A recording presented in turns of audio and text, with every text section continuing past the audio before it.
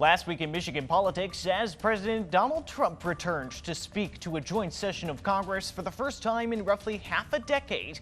What he had to say and what one prominent Michigan Democrat had to say as she gave her party's official response.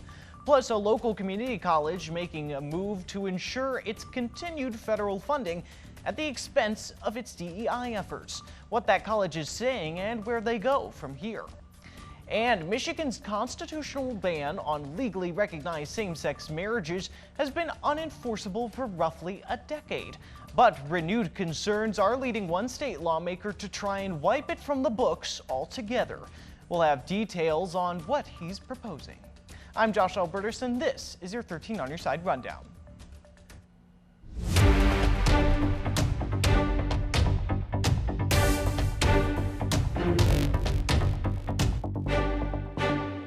And we begin in Washington, where President Donald Trump gave his first joint congressional address of his second term on Tuesday. Senator Elissa Slotkin of Michigan also gave the Democratic response to the address. We break down what was said on both sides of the aisle. Mr. Speaker, the President of the United States.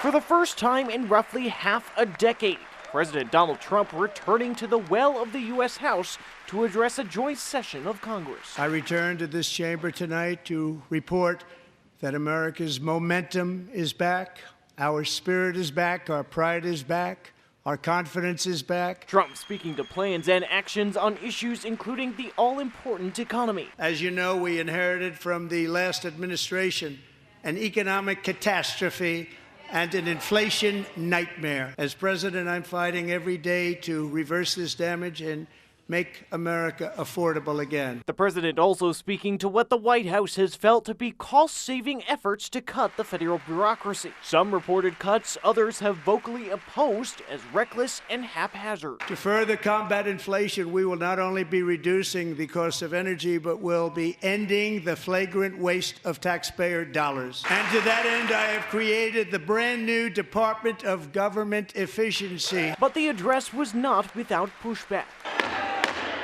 One Democratic lawmaker being removed from the chamber after speaking out on the House floor. Finding that members continue to engage in willful and concerted disruption of proper decorum, the chair now directs the Sergeant-at-Arms to restore order. Remove this gentleman from the chamber. Later, U.S. Senator Elissa Slotkin of Michigan delivering the Democratic response to the address. Look, the president talked a big game on the economy, but it's always important to read the fine print. So, do his plans actually help Americans get ahead? Not even close. Trump's address coming under the presence of the administration's newest trade tariffs. 25% on imports from Canada and Mexico, with a lower rate for Canadian energy, and an additional 10% on imports from China. The latest round is one that many tie to a two-day tumble in the stock markets, and one that's expected to hit Michigan in particular. His tariffs on allies like Canada will raise prices on energy, lumber, and cars, and start a trade war that will hurt manufacturing and farmers. Slotkin offering what she felt was a different vision. America wants change, but there's a responsible way to make change and a reckless way. And we can make that change without forgetting who we are as a country and as a democracy. Josh Alburtus, 13 on Your Side. And we should note that later in the week, the president paused reportedly many tariffs on Canada and Mexico, including on the auto industry. And because of that, the U.S. auto industry is seemingly breathing a sigh of relief. The industry had been bracing for what many experts have said would be a huge blow to the industry's supply chain. But the pause now gives both sides more time to come up with a plan. 7 News Detroit reporter Brett Cass tells us how the Big Three and the UAW are reacting and what auto workers who have supported Trump's tariff plan are saying about the pause. Well, no area and no industry has been bracing harder for these tariffs on Canada and Mexico than Metro Detroit and the auto industry. And now just a little bit of extra time leaves both sides scrambling to come up with a deal. Please help me welcome Donald J. Trump. On nearly every campaign stop in Metro Detroit, Donald Trump pledged to usher in large tariffs on foreign products. Now as president, the threat of a 25% tariff between Canada and Mexico is very real. There's been a lot of promises made and a lot of promises kept. The promise of tariffs is what sold auto workers like Jeff Booth and his coworker Brendan Pfluger.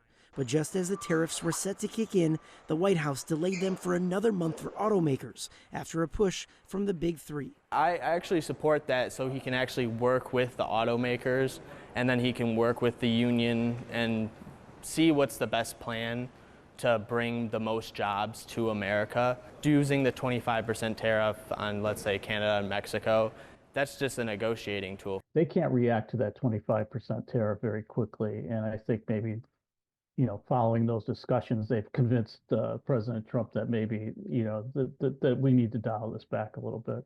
Many industry analysts like David Zoya have warned the massive tariffs could severely and negatively impact the companies. So too could the back and forth. The auto industry really needs consistency in policy. That's what they look for. Tell them what the rules are and they'll adjust accordingly.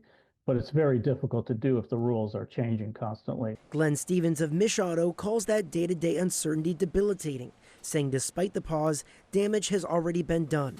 But the UAW is supporting the tariffs, saying in part, quote, "We are glad to see an American president take aggressive action on ending the free trade disaster that has dropped like a bomb on the working class." So I think it's short term, it could be very tough. Longer term, as a strategy to drive more investment in the U.S., yes, that could be a possibility. Despite all the uncertainty, auto workers who support Trump still believe that this plan will have a long-term benefit. The sun shines after the storm, So there may be a little bit of a storm right now. The tariffs, that's just putting Mexico and Canada back into check. And we did have some responses from spokespeople for the big three. We'll have those full statements on our website, WXYZ.com, along with a full statement from the UAW. In Detroit, I'm Brett Cast, 7 News Detroit. While many of those tariffs may now be paused, DTE Energy was keeping a close eye on potential changes to trade policies with Canada, particularly those affecting energy. But as of right now, they expect the impact on customers to be minimal. The company says it primarily generates its own electricity, and the small amount they purchase comes from within the United States. For natural gas, DTE says most is sourced within Michigan and in the U.S. In a statement, the company said in part, quote, "Our buying strategy and unique geography in Michigan allow us to purchase and store natural gas ahead of when our customers need it to help mitigate pricing concerns." And at the state capitol last week, a Michigan state representative called on the Supreme Court to overturn legalized same-sex marriage. Now, another state lawmaker is doing virtually the opposite. His proposal would let voters decide whether to remove a same-sex marriage ban written into the state constitution. But the process would be a complicated one. Uncertainty over the future of same-sex marriage in Michigan is rising again. Last week, State Representative Josh Shriver unveiling a resolution condemning the 2015 Supreme Court decision that made it the law of the land in all 50 states. This decision has defaced the definition of marriage, undermined our God-given rights, increased persecution of Christians, and confuse the American family structure. But another state lawmaker now seeking to do the opposite. We need to enshrine marriage equality into state law. Now State Representative Jason Morgan is moving to start the process. We would put forward a resolution that would allow voters a new chance to decide whether marriage equality should be legal in our state or not. Following a statewide vote in 2004, Michigan's Constitution has included a brief but powerful clause saying that the union of one man and one woman in marriage shall be the only agreement recognized as marriage or similar union for any purpose. The 2015 Supreme Court decision in Obergefell has made this language unusable for nearly 10 years. Morgan's proposal would strike that language from the state constitution entirely. I believe if we were to put this back to the ballot, voters would overwhelmingly support protecting marriage equality in our state. Now, that 2004 vote actually wasn't the first similar such ban put on the books here in Michigan. Actually, back in 1996, Michigan passed a law that invalidated same-sex marriages here in our state. Now, while this could be unwritten with more traditional simple legislation, the Constitution and the ban in the Constitution, changing that is a bit trickier. There are two main ways to change the state constitution. One is for citizens to gather enough valid signatures on a petition, submit those, and then have that change approved in a statewide vote. The other, which Morgan is trying here, would be to introduce it in the legislature. Both the House and Senate would have to approve with 2/3 support each for it to then be put to a statewide vote. There are a number of my colleagues who have shared that they are very supportive of my right to be married to my husband, but I don't know that there are enough of them. Looking at Morgan's full resolution, it would strike the constitutional ban that stops the state from recognizing same-sex marriage and similar unions as well, but it seemingly doesn't make any changes to the 1996 legislative ban on legal same-sex marriage that was still included in state records. And Thursday in Lansing, Michigan Republicans met, urging the Michigan High School Athletic Association to stop allowing transgender girls to participate in girls' sports. This was in response to the MHSAA's decision to not comply with President Trump's recent executive order at first regarding transgender athletes. Michigan Republicans spoke following Trump's Keeping Men Out of Women's Sports executive order.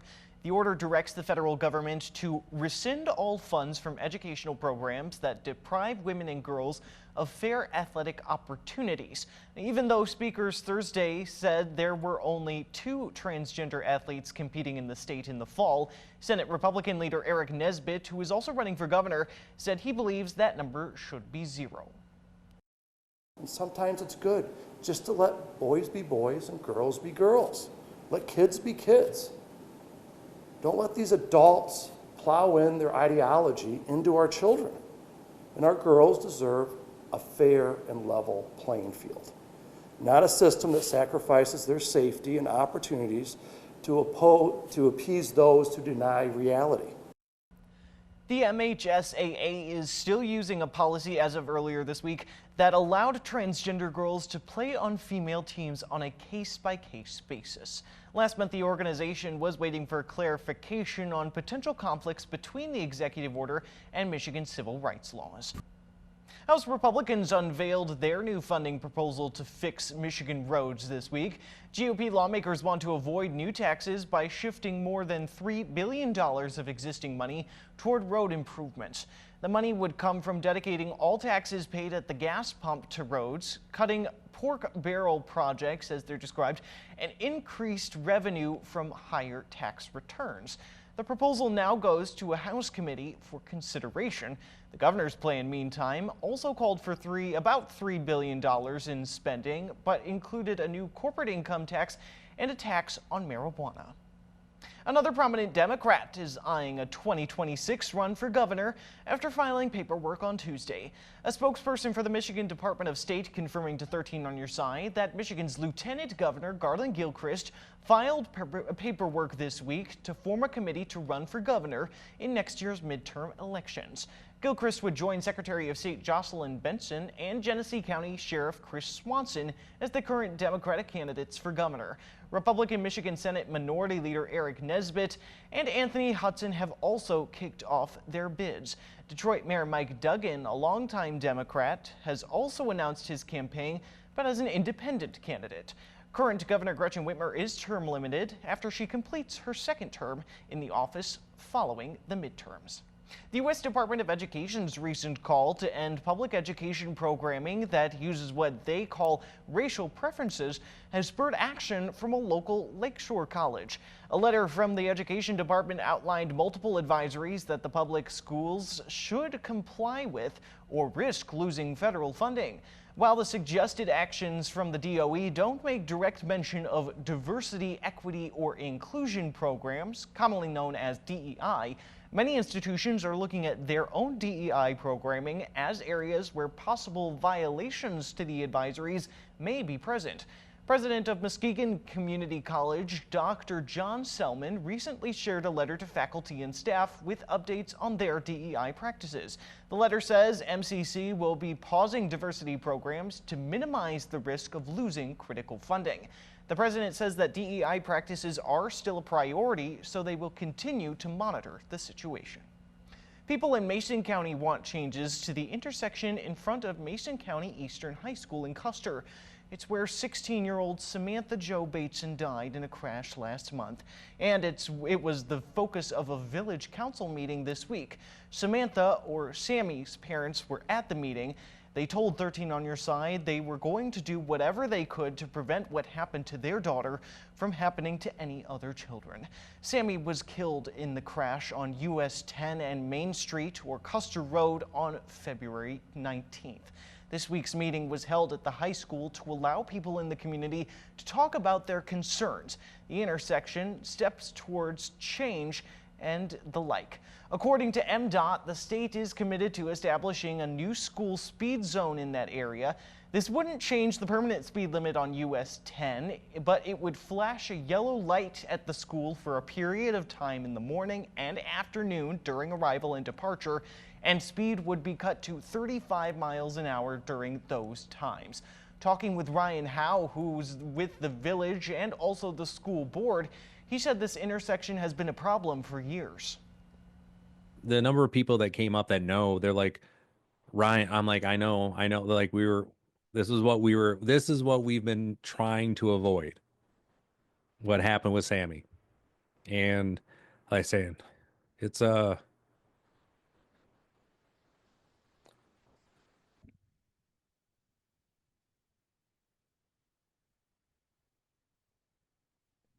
my heart broke. We also talked with Sammy's parents. They told us they wanted that school speed zone set up to also include a span of time in the middle of the day when older students leave campus for dual enrollment and CTE classes. But this is just the beginning of the change they want. And we understand that it often sadly takes a tragedy to get those wheels moving faster. Our daughter was that tragedy. I refuse to watch other people's children become that tragedy just because there's paperwork or manufactured red tape holdups. It's a school zone. This is real basic. Howe says the community is looking to form some sort of a committee to work on and push for change on this issue. And he also encouraged people to come to meetings to speak on what they want to see. And after years of planning, the city of Wyoming is now installing its new pedestrian bridge over 28th Street. They closed the road earlier this week as leaders hope this will revitalize their downtown area. We were there as the bridge was being put into place, and look at what this might do for the city. Amy and Russ Van Loss say they've lived here in the city of Wyoming for years. Amy since 2008, and Russ virtually all his life. What is 28th usually like? Too fast, too populated by cars, and people who try to cross it in the wrong places often get hurt. Over the years, they've seen the city grow and change. Now, as a new pedestrian bridge over 28th Street comes into place, they told us they're hopeful for what it could bring to the city. I'm hoping that the city can be a little more walkable. I like the fact that it's accessible, that a wheelchair could get all the way across it. We need more accessibility in this city and in this country, and so that's a really good start. The city says the plan, which has closed part of 28th for a short time, has been a long time coming. There's been a lot of effort to kind of transform this corridor. And in fact, the pedestrian bridge, a $7 million investment, we're told, is only meant to be part of a larger, roughly $40 million downtown plan. We have redevelopment plans for the rest of the corridor, so the bridge itself is really just that connector. It's bringing the neighborhoods from the north and the south side to be able to safely cross 28th Street. The bridge will connect the south side of 28 with new housing on the way just nearby and connect near a new trail network to hook around the local park system and water tower.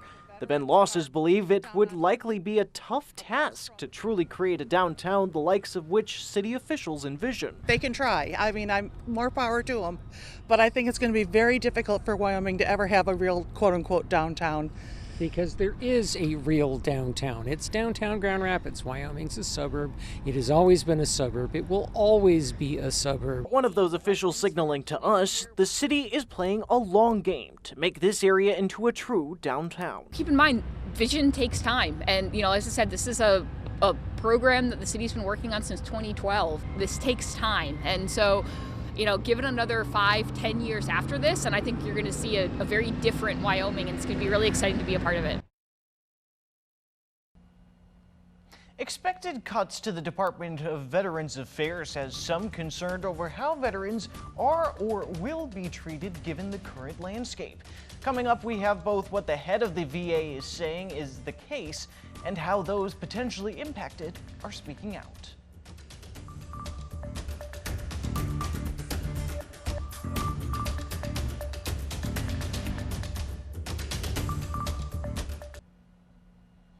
As President Donald Trump continues to reshape the federal government, the Department of Veterans Affairs could be next to cut tens of thousands of jobs. The Associated Press reported earlier this week on what it said was an internal memo suggesting the VA could be cutting tens of thousands of jobs as part of a reorganization. VA Secretary Doug Collins confirmed later in the week that their goal was roughly 72,000 to bring staffing down to 2019 levels. We spoke with people protesting outside a local VA clinic in Wyoming this week who were concerned for how veterans they feel in America are being treated amid all that's happened so far and the uncertainty they feel it's caused.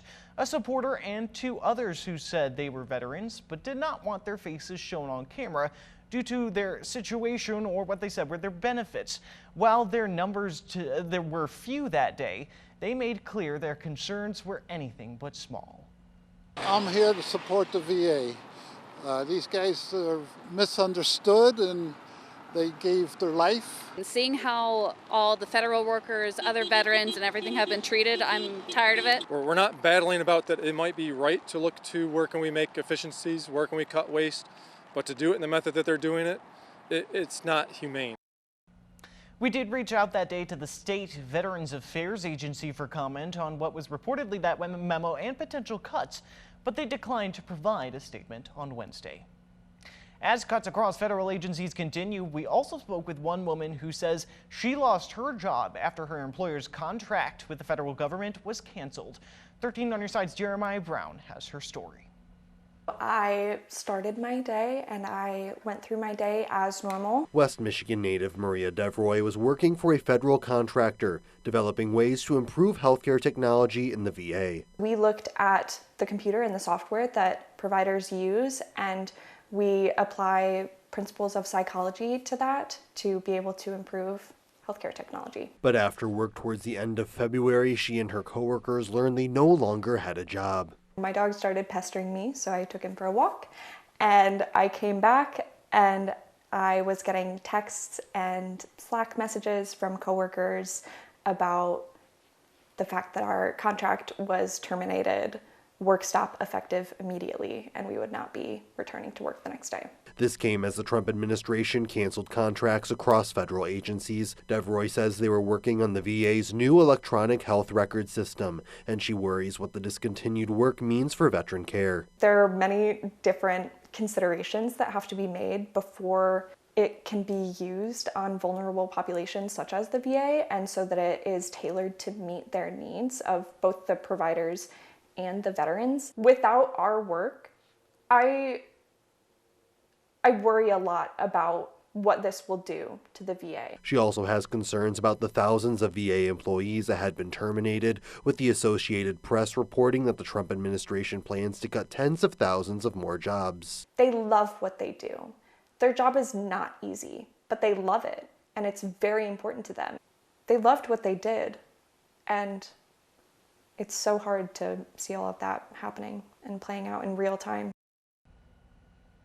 And that's the rundown for your week in Michigan politics. Be sure to keep up with all the top political stories of the day, both on air and online at 13onyourside.com. We'll see you next week.